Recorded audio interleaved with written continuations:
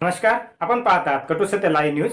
चॅनलवर नवीन असाल तर चॅनलला सबस्क्राईब, शेअर, लाईक, कमेंट करून महाराष्ट्रभरातील नवनवीन बातम्यांसाठी बेल आयकन दाबायला विसरू नका. विरोधकांना, आंदोलन करणाऱ्या तरुणांना दिमागी नक्षल असं म्हणतायत. याचा अर्थ काय होतो? खरं तर अशी अपेक्षा होती की जंतर मंतरवर जे तरुण पिढीचं उग्र आंदोलन झालं त्यानंतर मोदी सरकार विचार करेल आपल्या सगळ्या धोरणांचा आणि काहीतरी नवी धोरणं जाहीर करेल 15 ऑगस्टच्या भाषणात. पण तसं काही झालं नाही. एक बेकार भाषण नरेंद्र मोदींनी केलं. बेकार, कंटाळवाणं भाषण, 72 मिनिटाचं भाषण नरेंद्र मोदींनी केलं. एरवी त्यांची भाषणं कंटाळीच असतात. गेले 2-2.5 महिने या देशाला झुरळांनी छळलं होतं. आता बहुधा या झुरळांची जागा दिमागी नक्षल घेणार आहेत असं दिसतंय. तुम्हाला माहिती आहे, या देशाचे सरन्यायाधीश सूर्यकांत यांनी भर कोर्टात बेरोजगार तरुणांना, बेकार तरुणांना झुरळं म्हटलं, कॉक्रोचेस म्हटलं. तेव्हापासून कॉक्रोचने या देशातल्या तरुणांच्या मनाचा आणि विचारांचा ताबा घेतला असं दिसतंय. 6 जूनला कॉक्रोच जनता पार्टीचं पहिलं निदर्शन जंतर मंतरवर झालं. त्याआधी त्यांनी इंस्टाग्रामवर पोस्ट केली, तिला 2 कोटी लोकांनी प्रतिसाद दिला. सगळा इतिहास आपल्याला माहिती आहे. आणि त्यानंतरचा प्रत्येक टप्पा आपण पाहिलेला आहे.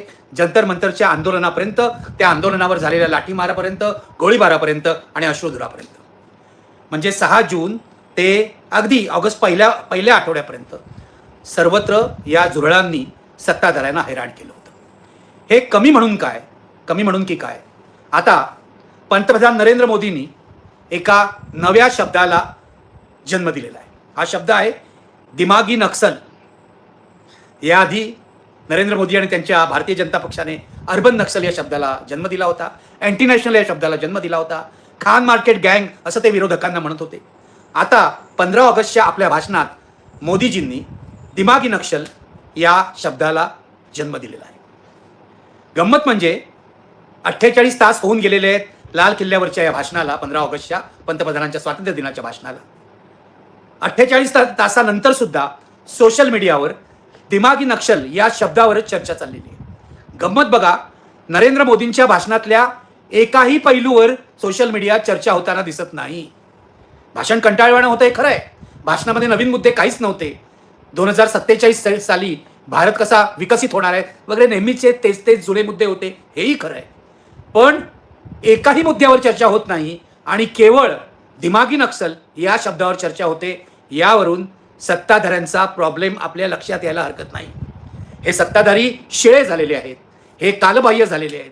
यांनी आता सामान बांधायची वेळ आली आहे असंच या दिमागी नक्षल या नव्या वादावरून दिसतंय. कोणाला म्हणाले मोदीजी दिमागी नक्षल? सरन्यायाधीश सूर्यकांत बेरोजगार तरुणांना झुरळं म्हणाले होते, कॉक्रोचेस म्हणाले होते. नंतर त्यांनी खुलासा केला की मी बेरोजगार तरुणांना म्हणालो नव्हतो, मी बनावट वकिलांना म्हणालो होतो वगैरे वगैरे. पण त्या खुलाशावर कुणाचाही विश्वास बसला नाही. तसाच नरेंद्र मोदींचे संसदीय कार्यमंत्री किरण रिजिजू ते मोदींची हाजी करण्यात नेहमी पुढे असतात.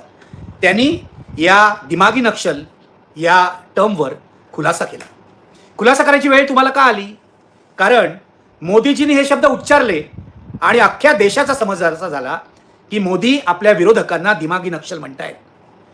ज्यांनी जंतर मंतरवर आंदोलन केलं त्या तरुण मुलांना दिमागी नक्षल म्हणतायत. कारण मोदीजी काय म्हणाले, लक्षात घ्या काय म्हणाले.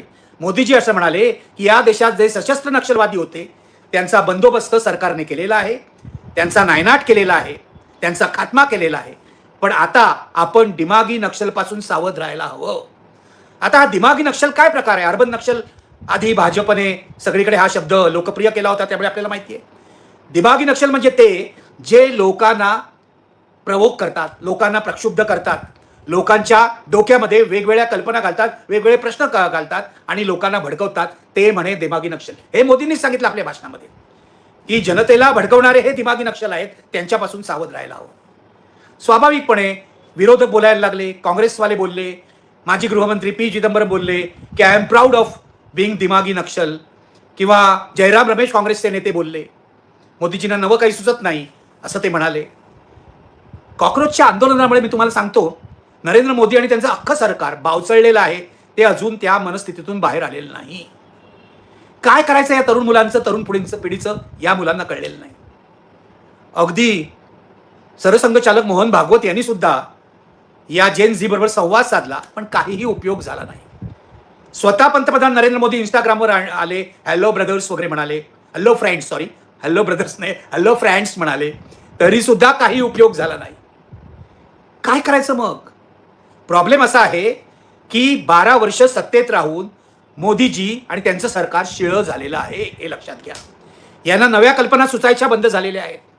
यांच्या कल्पना 12 वर्ष जुन्या आहेत. म्हणजे 2014ला ते जे करत होते, म्हणजे विरोधकांना खान मार्केट गँग म्हणत होते, विरोधकांना अर्बन नक्सल म्हणत होते, विरोधकांना अँटी नॅशनल म्हणत होते, तसंच आता ते आपल्या टीकाकारांना, आपल्या विरोधकांना, आंदोलन करणाऱ्या तरुणांना दिमागी नक्सल असं म्हणतायत. याचा अर्थ काय होतो? खरं तर अशी अपेक्षा होती की जंतर मंतरवर जे तरुण पिढीचं उग्र आंदोलन झालं, त्यानंतर मोदी सरकार विचार करेल आपल्या सगळ्या धोरणांचा आणि काहीतरी नवी धोरणं जाहीर करेल 15 ऑगस्टच्या भाषणात. पण तसं काही झालं नाही. एक बेकार भाषण नरेंद्र मोदींनी केलं. बेकार, कंटाळवाणं भाषण, 72 मिनिटाचं भाषण नरेंद्र मोदींनी केलं. एरवी त्यांची भाषणं कंटाळीच असतात. यामध्ये काही मुद्देही नव्हते. ज्या महिला राखीव जागांचा मुद्दा मोदींनी मांडला, त्या महिला राखीव जागा सरकार कधीही अंमलात आणू शकतं. पण केवळ राजकारण म्हणून, डिलिमिटेशनचं राजकारण म्हणून सरकारने राखीव जागांची अंमलबजावणी केलेली नाही. यावर अनेक वेळा चर्चा झाली आहे, तरी सुद्धा मोदी आपल्या भाषणामध्ये तोच मुद्दा रेटत होते. मला असं वाटतं हे सरकार बिथरलेलं आहे, भावचळलेलं आहे जंतर मंतरच्या आंदोलनामुळे आणि त्यानंतरच्या घटनामुळे. लक्षात घ्या, देशातली तरुण पिढी जागी झालेली आहे. त्यांना आपल्या हक्कांची जाणीव झालेली आहे. मी आधी सुद्धा हे बोललेलो, त्यांना आपल्या हक्कांची जाणीव झालेली आहे. शाळेतली मुलं सुद्धा आपल्या हक्कासाठी रस्त्यावर उतरत आहेत. कुठेतरी शाळेत शिक्षक नाही आहे, कुठेतरी शाळेतली टॉयलेट बरोबर नाही आहे, कुठेतरी शाळेमध्ये पाणी नाही आहे, कुठेतरी शाळेची इमारत धड स्थितीमध्ये नाही आहे. मुलं रस्त्यावर उतरून जे कोणी जबाबदार अधिकारी आहेत किंवा प्रशासन आहेत त्याला जाब विचारत आहेत. खरं तर मोदी सरकारने किंवा कोणत्याही सत्ताधाऱ्यांनी मुलांमधल्या, तरुण मुलांमधल्या, जेन झी म्हणा, जेन अल्फा म्हणा किंवा आणखीन कोणी म्हणा, या तरुण मुलामधल्या जागृतीचं स्वागत करायला हवं. पण प्रश्न विचारणारी तरुण मुलं संघ परिवाराला आवडत नाहीत, कारण संघ परिवारामध्ये प्रश्न विचारण्याचीच पद्धत नाही. आदेश आला की तो पाळायचा, निर्बुद्धपणे पाळायचा. म्हणून नरेंद्र मोदी दिमागी नक्षल असं म्हणतात. त्यांना असं वाटतंय की मेंदूचा वापर करणारा प्रत्येक जण हा नक्षलवादी आहे. बहुतेक मेंदूचा वापर न करणारा प्रत्येक जण संघी आहे, असाही त्यांचा समज असेल. म्हणून ते दिमागी नक्षल असं म्हणताहेत. त्यामुळे त्यांना या तरुण पिढीला काय म्हणायचं आहे, त्यांना काय विचारायचं आहे, त्यांना कोणत्या प्रश्नाची उत्तरं पाहिजेत हे कळत नाही आहेत आणि त्यातूनच ते अशा दिमागी नक्षलसारख्या कल्पना फेकतायत. मगाशी मी तुम्हाला सांगत होतो, किरण रिजिजूंवर वेळ का आली खुलासा करायची, आणि काय खुलासा केला की दिमागी नक्षल कोणाला उद्देशून म्हणाले मोदीजी? विरोधकांना नाही. जेव्हा माजी गृहमंत्री पी चिदंबरम यांनी असं म्हटलं, I am proud of being दिमागी नक्षल, तेव्हा किरण रिजिजूंनी ट्विटरवर खुलासा केला की मोदीजींनी विरोधकांना हे म्हटलेलं नाही. ज्यांची विचारसरणी माओवादी आहे, जे घटनेची चौकट मानत नाहीत, जे 370 कलम पाहिजे असं म्हणतात, ते सगळे दिमागी नक्षल आहेत, असं किरण रिजिजूंचं म्हणणं आहे. त्यात त्यांनी एक जोडलं की ईशान्य भारताचा जो भाग आहे, जो तो तोडावा असं ज्यांचं मत आहे, ते सुद्धा दिमागी नक्षल आहे. ही सारवासारवी होती. दिमागी नक्षल ही टर्म मोदींनी वापरली की त्याचे इतके विपरीत आणि उलटे परिणाम होतील याचं भान भाजपला नव्हतं, भाजपच्या IT सेलला नव्हतं. म्हणून आज त्या IT सेलचे जे प्रमुख आहेत अमित मालवीय यांची सुद्धा हकालपट्टी झाली आहे. त्यांनी गेल्या 12 वर्षात सोशल मीडियावर जे विष पसरवलंय त्याची तुलना कशाशीही होऊ शकत नाही. मोदींच्या राजवटीतला एक खलनायक म्हणून अमित मालवीय यांची नोंद होईल. आज त्यांची त्या IT सेलच्या प्रमुख पदावरून उचलबांगडी झाली आहे अशी बातमी आहे. उचलबांगडी झाली म्हणजे त्यांना बाहेर काढले वगैरे अशातला प्रकार नाही, किंवा काढतील असं मला वाटत नाही. त्यांनी जी विषाची फॅक्टरी सोशल मीडियावर उभी केली, दुसरीकडे कुठेतरी नेऊन त्यांना तेच काम देतील. विष पसरवण्याचं काम आहे तेच हे लोक करतील. ते मोदींपासून अमित मालवीयापर्यंत सगळे जण करतात, हे लक्षात घ्या. त्यामुळे किरण रिजिजूंनी अडचणीत आल्यामुळे, आणि भारतीय जनता पक्षातील लोकांना कळेल, अरे स्वातंत्र्य दिनाचं भाषण, त्यावर चर्चा होत नाहीये आणि नुसती चर्चा होते ती दिमागी नक्षल या शब्दावर. मित्र हो, मगाशी मी म्हटलं नरेंद्र मोदींची सामान बांधायची वेळ आलेली आहे. सामान बांधून घरी जायची, भलता अर्थ काढू नका, सामान बांधून घरी जायची वेळ आलेली आहे. अमित शहांचं जे हसं झालं, राहुल गांधी जे म्हणाल ते बरोबर आहे, फुगा फुटला. अरे संसदेचं संपूर्ण अधिवेशन नरेंद्र मोदी, 56 इंच छातीचे नरेंद्र मोदी सभागृहात आले नाहीत. स्वतःला सरदार पटेल म्हणवणारे अमित शहा सभागृहात आले नाहीत. मुलांवर झालेल्या लाठीमार गोळीबाराचा काहीही प्रतिवाद त्यांनी केला नाही, काही उत्तर दिलं नाही, ती हिंमत त्यांना झाली नाही. यावरूनच कळतं की या सरकारचं कसं भजं झालेलं आहे, हे लक्षात घ्या. आणि ही जी वृत्ती आहे ना, कुणीही आंदोलन केलं तरी तो देशद्रोही, अँटी नॅशनल, राष्ट्रद्रोही किंवा खान मार्केट गँग किंवा अर्बन नक्सल किंवा आता दिमागी नक्सल, ही जी भाजपची वृत्ती आहे, ही जी मोदी सरकारची वृत्ती आहे, तीच त्यांच्यावर आता उलटलेली आहे. लक्षात घ्या. माणसं आंदोलन का करतायत हे लक्षात घ्यायचं नाही. आणि आम्ही सर्वश्रेष्ठ राज्यकर्ते आहोत, आम्ही देऊ तो हुकूम हा सर आखोपर लोकांनी मानला पाहिजे, ही जी वृत्ती आहे, यातूनच हे सगळे घोळ होत आहेत. मला असं वाटतं की मोदी सरकारला भारतीय जनता कंटाळलेली आहे, पूर्णपणे कंटाळलेली आहे. तुम्ही बघा ज्या प्रकारे जंतर मंतरच्या आंदोलनानंतर देशामध्ये प्रतिसाद उमटत आहेत. 15 ऑगस्टला CJPने जाहीर केलं की आता आपण एक नवं आंदोलन उभं करणार आहोत. त्या आंदोलनाचं नाव आहे स्कूल ठीक करो. काही फार मोठा मुद्दा आहे अशातला प्रकार नाही. स्कूल ठीक करो. माझी शाळा आहे माझ्या गावामध्ये, त्या शाळेमध्ये पाणी नाही आहे, त्या शाळेमध्ये टॉयलेट नाही आहे, त्या शाळेमध्ये शिक्षक वेळेवर येत नाही आहे. मी जाऊन तिथे मागणी करणार आहे प्रशासनाकडे की माझी शाळा नीट करा, स्कूल ठीक करो.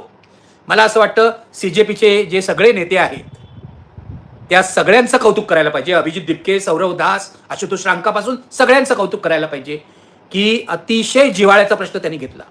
1 लाखाहून अधिक शाळा देशातल्या बंद पडल्या आहेत गेल्या काही वर्षामध्ये. 1 लाखाहून अधिक शाळा. स्कूल ठीक करो ही मोहीम म्हणजे नव्या पिढीच्या मनाला हात घालण्याची मोहीम आहे, हे लक्षात ठेवा. कोणत्याही राजकीय पक्षाने हे आजपर्यंत राबवलेली नाही ही मोहीम. जसं CJPने आंदोलन केलं नीटच्या परीक्षेतल्या पेपरफुटी विरुद्ध किंवा एकूणच शिक्षण व्यवस्थेतल्या भ्रष्टाचाराविरुद्ध, बेरोजगारी विरुद्ध, तसंच या देशातली शिक्षण व्यवस्था सुधारा, या देशातल्या शाळा नीट करा, प्राथमिक शाळा, गावागावातल्या शाळा नीट करा. ज्यांच्याकडे वर्षानुवर्षे गेली 12 वर्ष मोदी सरकारनी आणि त्या आधीच्या काँग्रेस सरकारनी सुद्धा दुर्लक्ष केलंय, त्या शाळा नीट करा. ही अतिशय बेसिक मागणी आहे. जे सरकार विकासाच्या गप्पा मारतं, गेली 12 वर्ष तर मारले, काँग्रेस लोकांना मान्य नव्हतं, काँग्रेस सरकारचा कारभार लोकांना मान्य नव्हता, त्यामुळे 2014 साली त्यांचा पराभव झाला. 12 वर्ष लोकांनी तुमच्याकडे सत्ता सोपवली, तुम्ही गप्पा मारल्यात की आम्ही पूल बांधतो, आम्ही महामार्ग बांधतो, आम्ही बोगदे खणतो. यातले किती महामार्ग गुणवत्तेला उतरतील हा भाग वेगळा, पण आम्ही विकास करतो या गप्पा मारल्या आणि शाळा सुद्धा नीट केल्या नाहीत तुम्ही. गावातली शाळा नीट झाली नाही, तालुक्याची शाळा नीट झाली नाही, जिल्ह्याची शाळा नीट झाली नाही. स्कूल ठीक करो या मोहिमेची कल्पना CJPच्या ज्या नेत्याच्या डोक्यात आली त्याचं अभिनंदनच करायला पाहिजे. आणि गंमत बघा, राजस्थानमध्ये मुलं रस्त्यावर आली, उत्तर प्रदेशात आज मुलं रस्त्यावर येऊन त्यांनी ट्रॅफिक रोखलेलं आहे. वेगवेगळ्या राज्यामध्ये मुलं रस्त्यावर येतो म्हणतात, अगदी महाराष्ट्रात सुद्धा मुलं रस्त्यावर आली आणि म्हणतायत आमची शाळा नीट करा. परवा अभिजित दिपके हिंगोलीला त्यांच्या गावी गेले होते, तिथे ते मुलांशी बोलले. मुलांच्या ज्या तक्रारी आहेत, शाळेतल्या खिडक्या पडलेल्या आहेत, शाळेतलं बाथरूम नीट नाही, हे त्यांनी बघितलं. गावागावात जाऊन ही मोहीम राबवणं याचा अर्थ असा आहे की नव्या शिक्षण पद्धतीची आज धरणं. लक्षात ठेवा, सगळी शिक्षण व्यवस्था, संपूर्ण व्यवस्था सडलेली आहे. नुसती शिक्षण व्यवस्था नाही, संपूर्ण व्यवस्था सडलेली आहे. पण शिक्षण व्यवस्था सुधारण्यापासून सुरुवात झाली तर पुढच्या व्यवस्था सुधारण्याकडे मार्गक्रमण करता येईल असं CJPला वाटतंय, म्हणून त्यांनी ही मोहीम घेतलेली. झाला काय परिणाम बघा. 2 गोष्टी तुम्हाला सांगतो.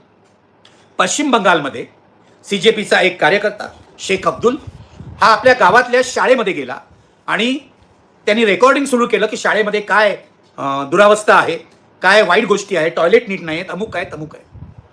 शाळेचा जो प्रिन्सिपॉल होता त्याने ही गोष्ट स्थानिक भाजप कार्यकर्त्यांना कळवली. हा CJPचा कार्यकर्ता अब्दुल घरी गेल्यानंतर रात्री भाजपच्या कार्यकर्त्यांनी, मी भाजपच्या कार्यकर्त्यांनी जबाबदारीने म्हणतोय याचं कारण पोलिसांनी ज्यांना अटक केली आहे त्यामध्ये भाजपचे स्थानिक नेते सुद्धा आहेत. तर या भाजपच्या कार्यकर्त्यांनी अब्दुलच्या घरावर हल्ला केला. अब्दुलचे वडील मध्ये पडले, तेव्हा त्या हल्ल्यामध्ये त्यांचा मृत्यू झाला, हे लक्षात घ्या. आज आशुतोष रांका CJPचे नेते पश्चिम बंगालमध्ये अब्दुलच्या घरी पोहोचले आणि त्यांनी अब्दुलला सांगितलं की आम्ही तुझ्या पाठीशी उभे आहोत. सर्व पक्षांनी, सर्व विद्यार्थी संघटनांनी अब्दुलचं समर्थन करायला पाहिजे. शाळा सुधारली पाहिजे असा आग्रह धरणाऱ्या मुलाच्या वडिलांचा भाजपवाले खून करतात. काय लायकीचा पक्ष आहे भाजप हा? पश्चिम बंगालमध्ये मला माहिती आहे राजकारणाला हिंसेचा रंग कायम असतो, पण तुम्ही नव्याने सत्तेत आलायत ना, दाखवा की लोकांना आम्ही बदललोय म्हणून किंवा आम्ही काहीतरी वेगळं करू पाहतोय म्हणून. नाही, या मुलाने, या तरुण मुलाने, अब्दुलने गावातल्या शाळेमध्ये दुरवस्था आहे असं दाखवल्यानंतर त्याच्या घरावर हल्ला करून त्याचा खून करणारे हे भाजपवाले आहेत. म्हणजे भ्रष्ट व्यवस्था सुधारावी अशी भाजपची इच्छा नाही. फक्त मोदीजी करत राहा. अमित शहाना चाणक्य म्हणा आणि आमची सत्ता राहू दे, यांना 1 सेकंद सुद्धा सत्तेत ठेवता कामा नये. शाळा सुधारण्याची मागणी करणाऱ्या तरुण मुलाच्या वडिलांचा खून करणारा भारतीय जनता पक्ष हा पक्ष आहे, लक्षात ठेवा. दुसरी गोष्ट, राजस्थानमध्येही मुलांनी सुरू केलं, सीजेपीच्या कार्यकर्त्यांनी शाळेत जाणं, शाळेत टॉयलेट नीट आहे का पाहणं, शाळेत शिक्षक येतात की नाही पाहणं. आज राजस्थान सरकारने एक परिपत्रक काढून मोबाईल घेऊन शाळेत जाण्यावरच बंदी केली. कोणीही शाळेत जायचं नाही, शाळेत जाऊन शूट करायचं नाही. याचा अर्थ काय होतो? तुम्ही बंदी घातलीत म्हणून शाळेची व्यवस्था सुधारणार आहे का? तुम्ही मुलांची तोंड बंद केली, खराब आहेत, त्या सुधारणार आहेत का? ही उघड दडपशाही आहे. आणि नरेंद्र मोदींना बहुतेक ते दिमागी नक्षल नसल्यामुळे, नरेंद्र मोदी दुसऱ्यांना दिमागी नक्षल म्हणतात, तेव्हा हे दिमागी नक्षल नाहीत, हे बेदिमागी संघी आहेत. किंवा अमित शहा सुद्धा दिमागी नसल्यामुळे त्यांना हे लक्षात येत नाही की दडपशाही करून लोकांच्या मनातला असंतोष अशा प्रकारे दाबता येत नाही, हे लक्षात घ्या. जे भाजपने पश्चिम बंगालमध्ये केलं, खून केला भाजपच्या कार्यकर्त्यांनी, आजपर्यंत एकाही नेत्याने भाजपच्या याबद्दल माफी मागितलेली नाही किंवा दिलगिरी व्यक्त केलेली नाही किंवा जाहीर निवेदन केलेलं नाही. एरवी भाजपचे बडे नेते टेलिव्हिजन येऊन जाहीर निवेदन करत असतात. आज गोदी मीडियाही गप्प आहे आणि भाजपवालेही गप्प आहे. खरं तर गोदी मीडिया म्हणणं सुद्धा बंद केलं पाहिजे, त्यांना भाजप मीडियाच म्हणायला पाहिजे. असो, तर अशा प्रकारे दडपशाही चालू केलेली आहे भाजपच्या वेगवेगळ्या राज्यातल्या सरकारांनी, भाजपच्या कार्यकर्त्यांनी. आणि म्हणूनच नरेंद्र मोदींना कळत नाहीये की जनतेच्या मनातला असंतोष काय आहे. तिथे झारखंडमध्ये जे आंदोलन चाललेलं आहे परीक्षेतल्या घोटाळ्याविरुद्ध, ते अजून संपलेलं नाही. आज राहुल गांधींनी पत्र लिहिलेलं आहे झारखंडचे मुख्यमंत्री हेमंत सोरेन यांना की ताबडतोब तुम्ही स्वतः या मुलांशी चर्चा करा आणि या आंदोलनातून मार्ग काढा. असंतोषावर उपाय संवाद हा असतो, हे लक्षात घ्या. हे राहुल गांधींना कळलेलं आहे, हे नरेंद्र मोदी आणि अमित शहाना अजूनही कळलेलं नाही. हा प्रॉब्लेम आहे. म्हणूनच मग विरोधकांना अँटी नॅशनल ठरवणं, विरोधकांना अर्बन नक्सल ठरवणं, विरोधकांना दिमागी नक्सल ठरवणं, अशा सगळ्या कल्पना, जुनाट कल्पना मोदींच्या आणि त्यांच्या सहकाऱ्यांच्या मनात येतात. या 15 ऑगस्टला आणखीन एक मुद्दा त्यांनी तयार करायचा प्रयत्न केला, वंदे मातरमचा. म्हणजे सोनिया गांधींनी वंदे मातरमचा अपमान केला. मला स्पष्टच बोलू द्या, जनगण मन हे राष्ट्रगीत आहे आणि वंदे मातरम हे राष्ट्रीय गीत आहे, लक्षात ठेवा. हा फरक लक्षात ठेवा. जनगण मन हे राष्ट्रगीत आहे आणि वंदे मातरम हे राष्ट्रीय गीत आहे, राष्ट्रीय गान आहे असं म्हटलं जातं त्याला. एक राष्ट्रगान आहे आणि दुसरं राष्ट्रीय गान आहे. वंदे मातरम संपूर्ण 6 कडव्यांचं म्हटलं पाहिजे असं भाजप आज आग्रह धरतं. पण वंदे मातरम जेव्हा स्वातंत्र्य चळवळीत राष्ट्रीय गीत झालं तेव्हा भारतीय जनता पक्ष नव्हताच, जनसंघही नव्हता. तेव्हा जो RSS होता, राष्ट्रीय स्वयंसेवक संघ, त्याचा वंदे मातरमलाही पाठिंबा नव्हता. जनगण मनला तर त्यांनी विरोध केला, तिरंगाला त्यांनी विरोध केला. पण आता केवळ लोकभावना भडकवण्यासाठी आणि सोनिया गांधींवर आरोप करण्यासाठी वंदे मातरमचा वापर केला जातो. वंदे मातरमच्या मुद्द्यावर लोकांना भडकवण्याचे दिवस आता गेलेले आहेत, संपलेले आहेत, हे लक्षात ठेवा. एक काळ होता, मला आठवत आहे 92-93चा काळ होता, तेव्हा भाजपने वंदे मातरम हाच मुद्दा काढला होता. कारण तेव्हा मुंबईमध्ये, देशामध्ये राम जन्मभूमीच्या प्रश्नावरून दंगली झाल्या होत्या आणि नंतर बॉम्बस्फोटही झाले होते. तेव्हा वंदे मातरमचा मुद्दा आणि राष्ट्रप्रेमाचा मुद्दा काढला होता. आता भाजपवाल्यांना हे सांगायची वेळ आलेली आहे की सीजेपी जे आंदोलन केलंय ना, स्कूल ठीक करो, तुम्ही जर शाळा नीट केल्यात ना तर तुम्ही खऱ्या अर्थाने राष्ट्रप्रेमी आहात असं म्हणता येईल. शाळांमध्ये किमान सुविधा पाहिजेत, शाळामध्ये पाणी पाहिजे, शाळामध्ये टॉयलेट पाहिजे, शाळेमध्ये शिक्षक पाहिजेत वेळच्या वेळी येणारे. या किमान मागण्या तुम्ही मान्य करा, मग तुमचं देशावर प्रेम आहे असं आम्ही म्हणू शकू. अन्यथा नाही. तुम्ही विरोधकांना दिमागी नक्सल म्हणा किंवा अर्बन नक्सल म्हणा किंवा काही म्हणा, आता लोकांना मूर्ख बनवण्याचे दिवस संपलेले आहेत. हे नरेंद्र मोदींनी आणि त्यांच्या सहकार्यांनी लक्षात घ्यावं. 3 वर्ष आहेत, मला माहिती आहे लोकसभा निवडणुकीला 3 वर्ष आहेत, 3 वर्षात काही होऊ शकतं. पण नरेंद्र मोदी आपल्या जुनाट कल्पना घेऊन असेच वागत राहिले. त्यांनी आपलं भाषण लिहिणारे बदलले नाहीत, तेही 2014चेच आहेत. 2014च्या कल्पना 2026ला चालणार नाही, ते लक्षात घ्या. शब्द बदलले, अर्बन नक्सलचं दिमागी नक्सल केले तरी त्या कल्पना चालणार नाही. कारण ही पिढी नवी आहे, ही पिढी अधिक तल्लख आहेत, त्यांना आपले प्रश्न बरोबर कळतात. प्रश्न शिक्षणाचा आहे, प्रश्न रोजगाराचा आहे, हे त्यांना बरोबर कळतं. त्यामुळे वाटेल त्या मुद्द्यात वंदे मातरम सारख्या तुम्ही त्यांना गुंतवू शकत नाही, हे नरेंद्र मोदीजी लक्षात घ्या. आणि लक्षात घेणार नसाल तर सामान बांधा, घरी जाण्याची तयारी करा. एवढंच आज सांगू इच्छित. पाहत राहा निर्भीड सत्य, अर्थात सर्वसामान्यांचे व्यासपीठ, आपल्या सर्वांच्या हक्काचे चॅनल कटू सत्य लाईव्ह न्यूज. धन्यवाद.